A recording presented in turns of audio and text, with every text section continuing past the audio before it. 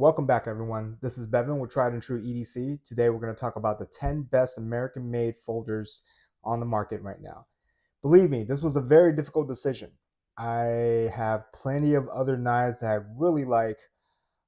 Would love to be a part of this feature in this video. However, quite a few of those are in a price point where I don't think really it doesn't appeal to as many people. I'm sure plenty of these on this table is probably over the budget for some people, the way they perceive how much a pocket knife should cost. Before we jump in, I am sipping on some Dust Bowl IPA. This is a brewery from Turlock, California. All right, let's jump right in. So the first one I have is the Benchmade Bugout. This one has G10 handles, and it's OD green with flat dark earth coated M4 blade. It's using your thumb studs for the opener. Got a small or short deep carry pocket clip. It's using their well-known axis lock. This one is not very drop shut right now, as you can see. Need to spend more time breaking this one in. So Benchmade has plenty of excellent models. However, I feel like recently the models that have been coming out have been higher than what I would expect from the quality, the materials, the build of their knives. I'm not knocking Benchmade. They're doing what they're doing. They're still, I'm sure, a very successful company. But the Bugout really stuck out to me. This is the only model in my collection I have more than one version of. I do have another one that's from Blade HQ. This is a Smoky Mountain Knife Works exclusive. And I really like this model. They did an amazing job with this one. I know that their base model comes with a Grivery handle, or the material is Grivery. That's how it's described. It's very similar to FRN if you're familiar on the Spyderco models. However, I've heard some mixed reviews about the handle and how it's very plasticky feeling, so it flexes a lot. There's a bit of flex on this one too if you really grip down hard, but much more stability, and it's sturdier than the Grivery equivalent. Now for this one, this one cost me $200, $199 if you want to be exact. But you can get the Grivery models for, I want to say around $170, $180. Now, they do make plenty of aftermarket parts for it, so you could upgrade the scales.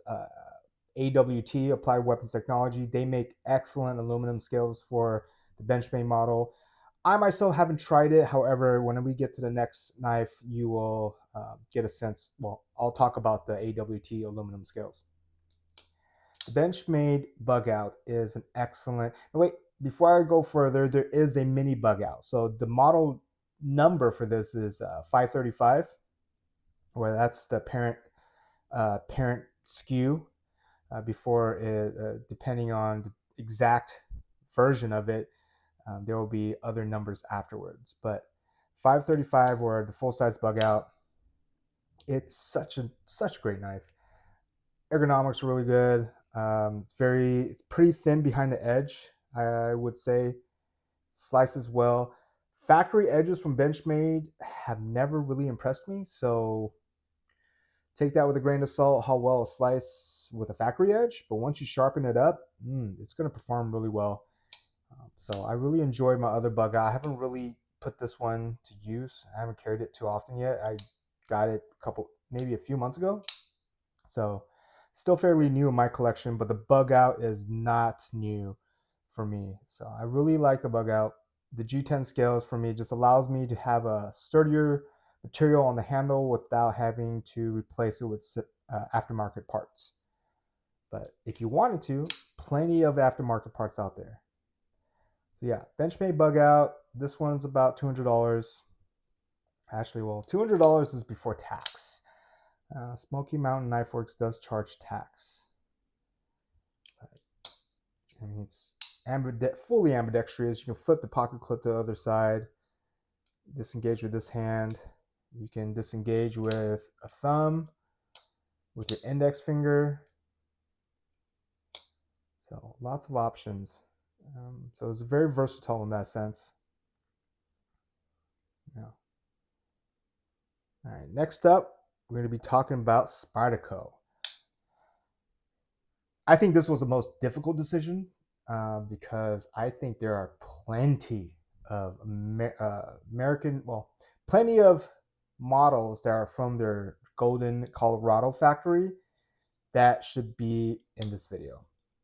However, I had to pick one because I didn't want to bombard this table with just Spyderco models.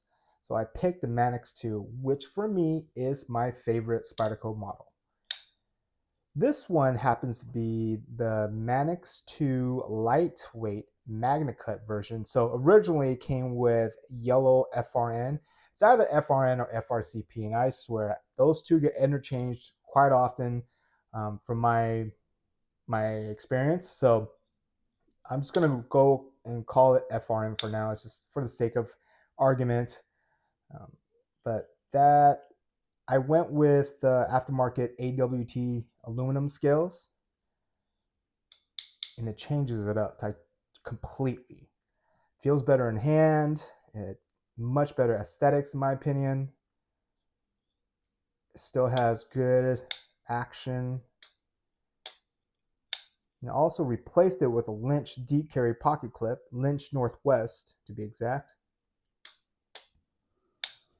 In the Manix 2, the reason why it's one of my favorites is because I love the blade shape. It's very versatile in that sense.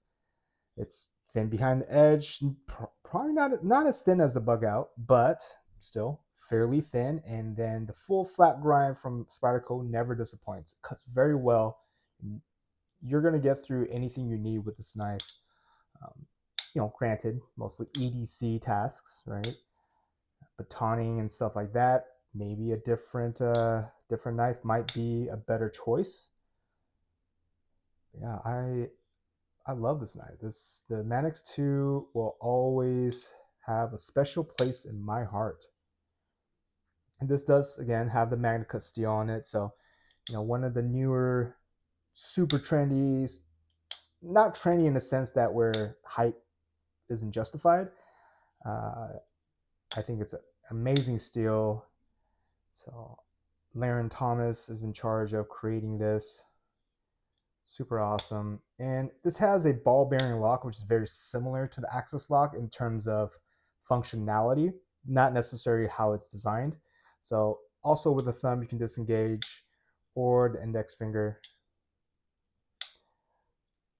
But it's nice because the Axis lock, as well as the ball bearing, keeps your hands out of the way when you disengage, unlike frame locks, liner locks. So that is, in my opinion, a plus. You have it, Golden, Colorado, made in USA. This is my favorite Spyderco model. Now, the lightweight, I checked online before I made this video, and I saw a Google ad for Amazon. You can get this stock without the scales and clip, obviously, but it was going for $151 and some change before tax. I purchased this for about $174 stock, and then spent, I want to say 70. Let me just take a look. I tracked all my knives, so yeah, I spent about $100 for, well, the clip was about 20 something, and then the remainder of that 100 went to the scales. So this for me is a $274 build. I have quite a few G10 versions as well, and the G10 versions of the Manix, depending on the exclusive or the Sprint. Interesting enough, exclusives and Sprints seems to be a better value than the base model, which is S30V, Black G10. You can get those, I want to say they used to be much more affordable, but the prices have gone up quite a bit. So I want to say hovers around $180 depending on the model. I mean, you can get the S10V version with the Blurple G10 scales. Those run, I believe, upwards of 200 now. Wasn't the case a few years ago, but price across the board and multiple industries have gone up. And that would be my daughter in the background playing the piano. So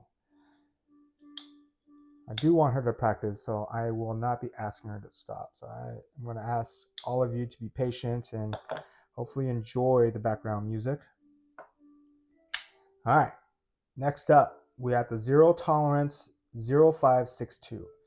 Zero Tolerance is another company, US company, that always had a special place in my collection. I've had many different models come through my hands. Currently, I have 4 different models left in my collection. However, I would say out of the 4, this is one of the best from ZT. Now, this is a Hinderer design, so there has been taken, I mean, it's a collaboration. It's very similar to when we get down to the XM-18, you'll see some similarities. This particular one is the 0562 MIC standing for micarta. This is also a magnet cut steel, and it is a slicer grind using a flipper for the opener. Yeah, it's micarta. It is, it's green micarta, pretty much olive drab green. A little bit lighter. Titanium back with lock side frame lock. It's got a deep carry pocket clip, which is also reversible. And interesting enough, the flipping action on this model is better than, for the most part, the flipping action on the XM-18, which is what it's modeled after, in my opinion. So, excellent knife. This one runs about $300. Currently, I did not find this particular variant in stock, but I think the all titanium one is still fairly available across multiple retail sites. The ergonomics on this is really, really good. The jimping is, it's not that effective. I wouldn't say it's subtle, but it's just not enough of it to really land your thumb and make it stick. It does slice well. Great job. The stonewash is really well done. If anything, it'd be nice for Zero Tolerance to start following the trend of more sterile blades. Maybe keep this there, but I don't feel like any of this is really that necessary. It's cool, or you can just issue a warrant certificate of authenticity card of some sort.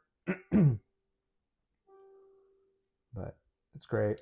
This is another one of my favorite models in my collection. I've had multiple. I've had the G10 version that was LMAX steel. I've had the carbon fiber version that was CTS 204P. What else? I haven't had the all-type version, though. That was one that was on my radar. I opted for this. This was on sale. Again, $300. I don't see it readily available, but that's gone up. I actually paid a little less. I paid about $245 for this one, and there was a sale going on. So the retail is about $300. All right, what do we got here? This is the Microtech Socom Elite. This particular version is the Shadow, so Signature Series Shadow, completely sterile blade and DLC. It's kind of got this stonewash DLC look to it, which is really cool. I don't have any, well, so this particular one, we'll get to this later, but this is also DLC, but as you can tell, it has more of a matte finish.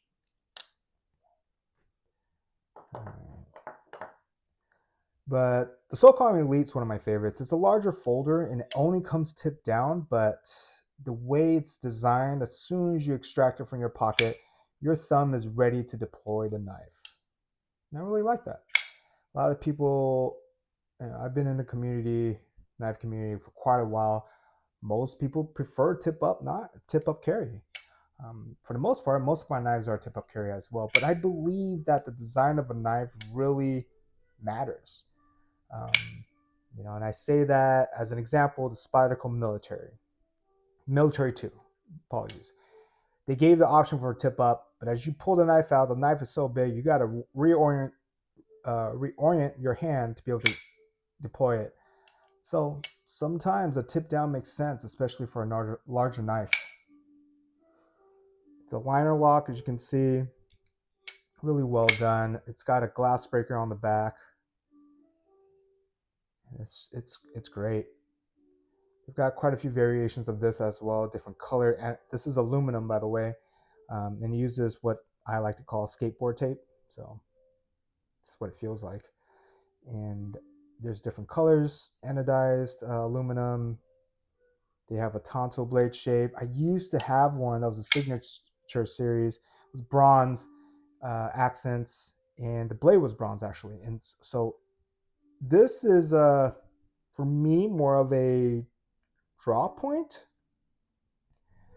But the other one that I ended up selling, the bronze one I was talking about, the grind started right here. So it's almost looked like a dagger with a false top edge. And I regret selling it, but the reason why I did is because it wasn't a very good cutter, slicer. This one does a much better job with a drop point blade.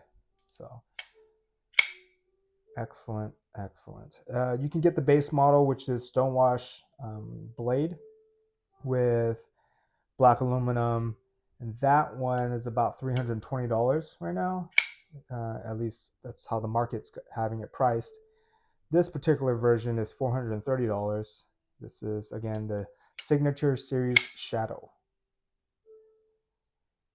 It's kind of cool. They put a little serial number on there, 281. Is that 281? 281. You can see the signature.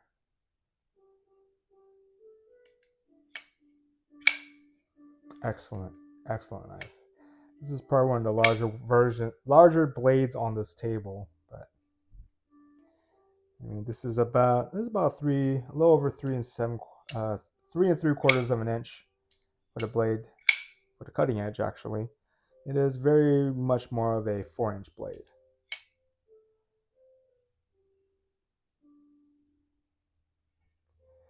All right, moving on. We got the Demko AD20. This is machine ground, so it is denoted with an MG. This is using his innovative shark lock.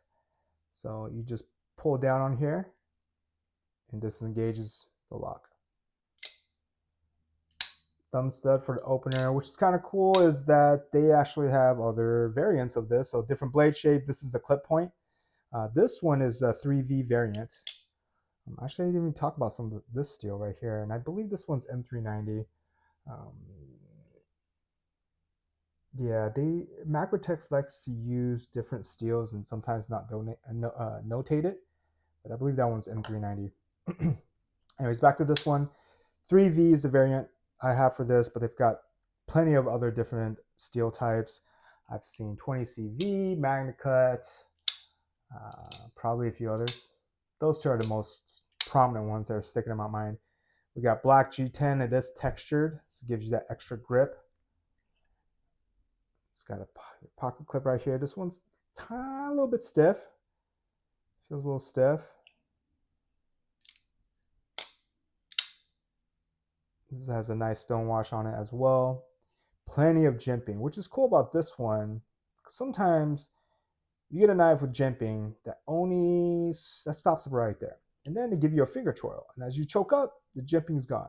So I really appreciate that the Demko brothers decided that, hey, let's extend that jimping. So lots of control in multiple ways you're gripping this. Aftermarket parts are available for this one as well. You can get some titanium scales if you wanted. I paid $425 for this. I want to say I think that's still pretty standard for the price. Maybe $450, possibly. But they're coming out with a lot of different versions. They have ones that drop with the titanium handles. So if you don't want to get aftermarket parts, those are available at times when they drop. They sell quickly though.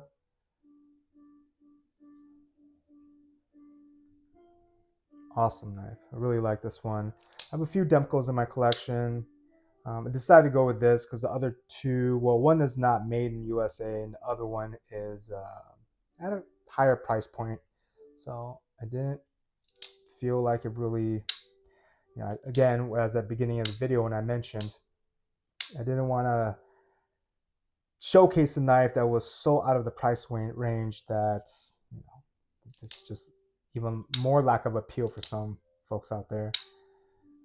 Granted, $425 is not a small dollar amount by any means, and to be honest, I don't advocate anyone to spend that much money on a knife.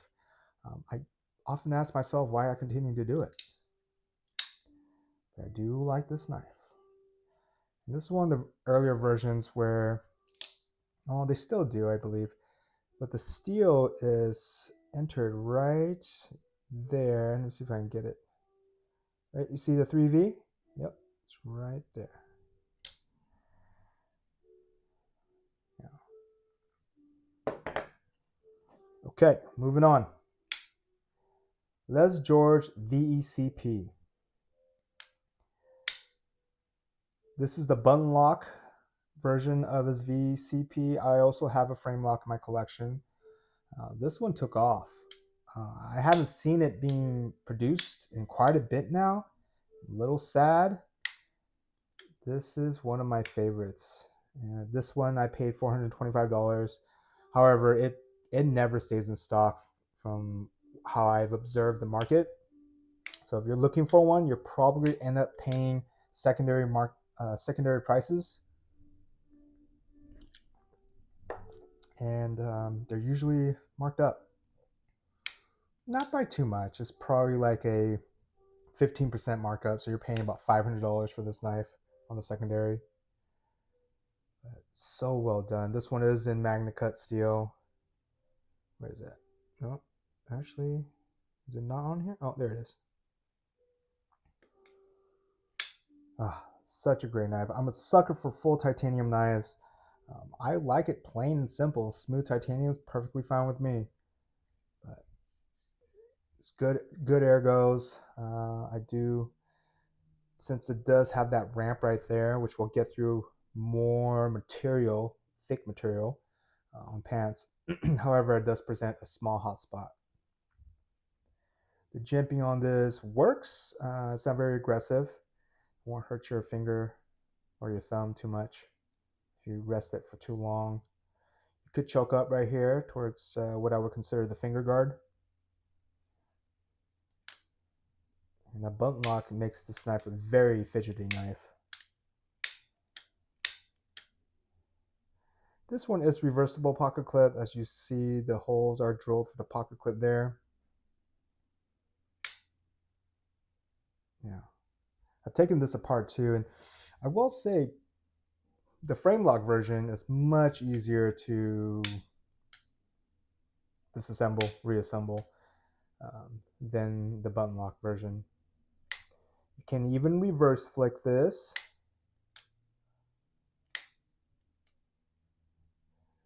There's so much beauty in the simplicity of this knife. I'm not saying it's simple, like, you know, it's not well engineered in any way, but it's very straightforward parts. There's nothing fancy about this at all, but it is so amazing. This George is a pretty sought after knife maker. Well, every one of his knives gets sold out almost instantly. He also does partner with Chad Nichols, and they started Defiant 7. So they do have some models that get put out with Les George's designs. Excellent, excellent knife. All right, one of the three holy trinities. So this is Rick Hinderer. This is his XM-18 model. This is a 3.5 inch, 3.5, which denotes the blade length. So the blade, the cutting edge, it's, well, yeah, so the blade, yep, it's 3.5. And I know this because from here to here is 3.5 inches. Yeah, just makes it easy. The blade, the cutting edge though, it's more like a 3-inch cutting edge because you got about 1/2 inch for the finger choil. Now, I didn't buy this originally with the titanium front scale or show size scale, and then this is one of his Hinderer modular back spacer system. So I got a glass breaker attached to it. This was $100. The scale is $200. The knife, which is a DOT exclusive, it has the fuller on it. It's a non-flipper. I paid about $425 for it before taxes. This one, yeah, it's probably my favorite XM-18. For one, it's very rare nowadays. I haven't seen, well, so DOT exclusive did drop a 3-inch version of the XM-18 exclusive with the fuller non-flipper not too long ago, but they haven't dropped the 3.5 in a while. So you can use the thumb stud, you can pop it open with the fuller, reverse flick it using the fuller. Lots of opening options. This also comes tip down, Hinderers do. I prefer to carry these tip up because it's not so big of a knife that I should pull it out, have your thumb ready for deployment. Excellent. I have quite a few Hinderers in my collection, and this is one of my favorites. I think Hinderer makes some excellent knives. He's done an amazing job maintaining the prices while plenty of other competitors have increased their prices throughout the last, 5 years, I think, or possibly longer. Excellent. This has a stone working finish for the blade finish. It's also a working finish for the lock side, and I can't remember the scale, the G10 scale that came with this, but I opted for a stonewash titanium. This is OEM, so it's direct from Hinderer. May have gotten it from a retail site, I don't recall. But Hinderer will every so often drop their drop parts for their knives that they manufacture. So made in USA. This is M390 for the steel. This is using the tri-way, so you can switch. Right now it's running on bearings, so it's denoted by that right there. And you have phosphorus bronze or Teflon washers as alternatives for the pivot system. I love this knife. All right. This one I got in a I got off the secondary market. Apologies. So this is a Medford knife and tool slim Midi. This has sculpted titanium scales on both sides. The color, it's bronzish with hints of purple and blue. So part of me wants to call this flamed anodized, but it's not. Maybe it is. It's just done different. So as you can tell, like the lock bar stabilizer, pivot, pin, and screw kind of have the similar colors to the pocket clip. But I got this off the secondary market for $275. I thought that was a steal. I've been interested in Medford knives for the longest time, at least for the better part of, I don't know, 7-8 years. Always stayed away because I don't know, something else always came up. I do like that the fact he doesn't use proprietary pivot tools for this. This is just a T30 torque spit. This is really nice. It's slim in the hand. It's got about a 3-inch cutting edge. Excuse me. Can't find my words. It's got the fuller for the opener. Very smooth. I recently tightened up the pivot because it was loosening up just from opening and closing it. So it might not be as smooth as it can be. Full titanium, made in the USA. All these are made in the USA, so it'd be redundant for me to repeat that. I really like it. You can get, using where could be a finger groove. You get a full finger grip. You can choke up if you need for a little bit more control. It's comfortable in hand. The pocket clip is well done. Doesn't really present any hot spots whatsoever. Now, a brand new version of this, maybe $750 for the price. If you get one that doesn't have any sculpting, just plain Jane titanium smoothed out, it's about $550 to $580, depending if there's any anodization. But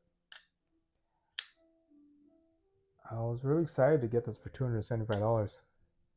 I got it off Blade Forums. If you're interested, I've been part of Blade Forums since 2017, and I started getting into knives about 2015, August of 2015. So it will be 10 years in August this year.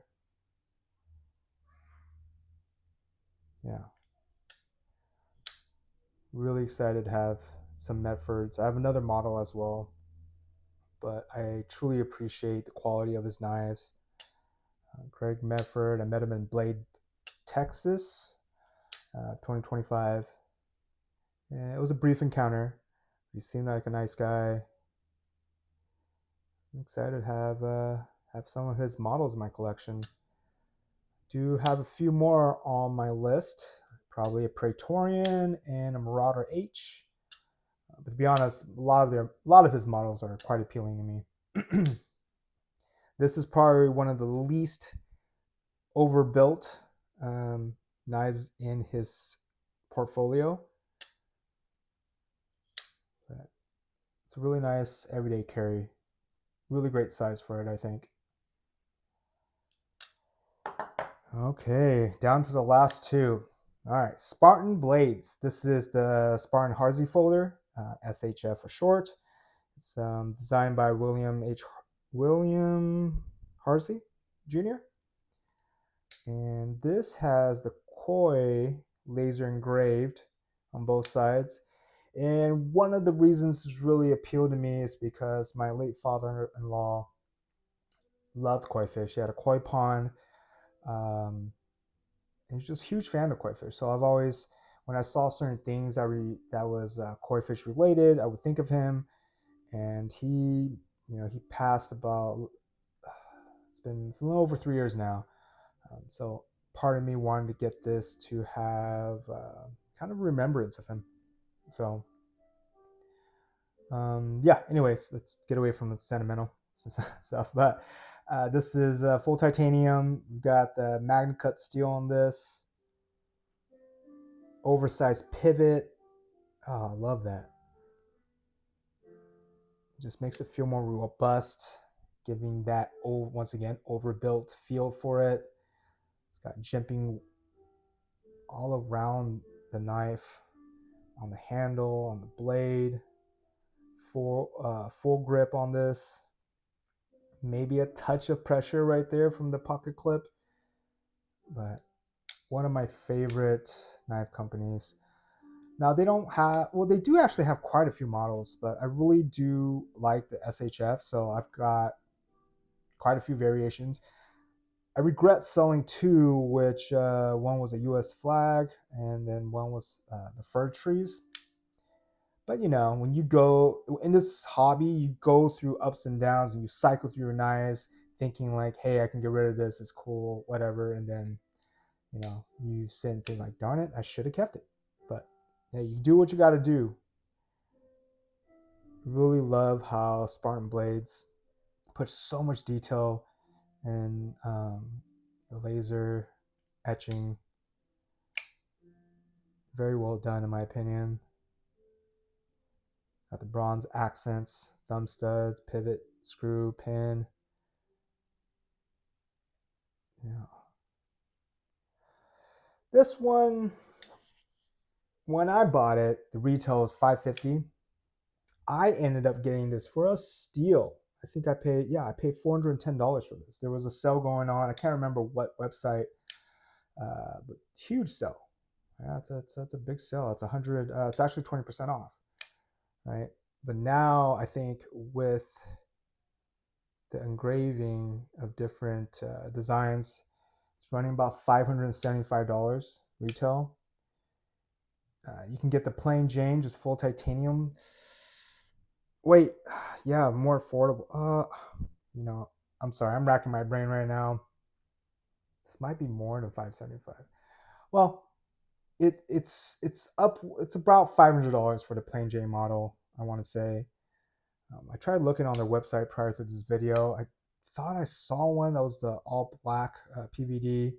That one was, I could have sworn I saw it for $575, but to be honest, I'm not sure that makes sense because I think the ones with engraving, the laser engravings have it's also $575. And typically, these are more than the non-engraved or non-lasered models. Yeah, it's great action. Runs on washers, oversized on one side, phosphorus bronze, very smooth once you break it in. You don't have to break it in. You can always just take it apart, relube it. This is, for me, is kind of a cross between when we get to the last knife and also a Hinderer. That's how I've always described it and viewed it. It's like the love child between Hinderer and Chris Reeve. Not to take away from Spartan blades, they have some awesome designs. So I really appreciate the Spartan Harsey folder. All right, lastly, but not leastly, Chris Reeve knives Inkosi. This is the large Inkosi. This particular one is also a PDW exclusive. It's the fuller with the Kraken symbol. This was $630 before taxes. However, you can get a large Inkosi, plain Jane, sandblasted, which this is sandblasted. It's $500, I believe. So $500 for the plain Jane. It's got dual thumb studs, frame lock, also oversized pivot. And this is a magnet cut, but I like how sterile the blade is. And yeah, Chris Reeve knives are probably, I mean, them and Spyderco, probably my all-time favorite knife companies. I have plenty of Spydercos in my collection, quite a few Chris Reeve knives. I chose Inkosi to be part of this video because for me, it's kind of like the in-between between the Zahn, Zahn and the Sebenza. I mean, they've come a long way. They've so many different models throughout the years and how they've progressed and developed into other models. I believe the Inkosi used to be the Sebenza 25,